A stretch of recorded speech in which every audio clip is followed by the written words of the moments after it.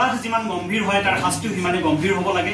সেই উদ্দেশ্যৰে আজি 4টা বছৰে মই আইনী যুঁজত নন্দিতা শইকীয়াৰ পৰিয়ালৰ হৈ থিয় দি আছিলোঁ।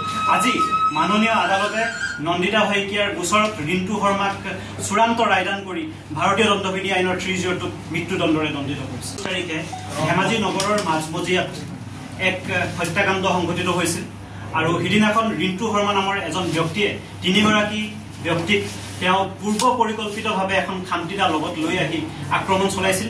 তাৰে দুজন তাছমিনা দত্ত আৰু দেৱদত্ত দীঘলীয়া চিকিৎসাৰ মূৰত যদিও আৰোগ্য লাভ কৰে, কিন্তু নন্দিতা শইকীয়াই তেওঁৰ মৃত্যুৰ সৈতে যুঁজি 4 দিন জীৱিত থকাৰ পিছত 25/8/2021 তাৰিখে মৃত্যু সাৱটি ল'ব লগা হয়। পিতৃ মাতৃৰ জীৱিত কালত সন্তানৰ মৃত্যু যি এক গভীৰ দুখ, যি এক গভীৰ বেদনা, তাতকৈ বেছি দুখ হয় যদি স্বাভাৱিক মৃত্যু নহয়, কাৰণ ই আছিল এক হত্যাকাণ্ড।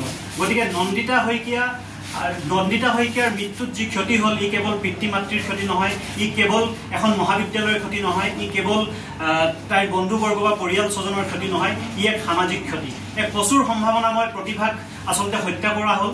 আৰু আমি প্ৰথমৰ পৰাই আমাৰ দাবী আছিল যে অপৰাধ যিমান গম্ভীৰ হয় তাৰ শাস্তিও সিমানে গম্ভীৰ হ'ব লাগে। সেই উদ্দেশ্যৰে আজি 4টা বছৰে মই আইনী যুঁজত নন্দিতা শইকীয়াৰ পৰিয়ালৰ হৈ থিয় দি আছিলোঁ।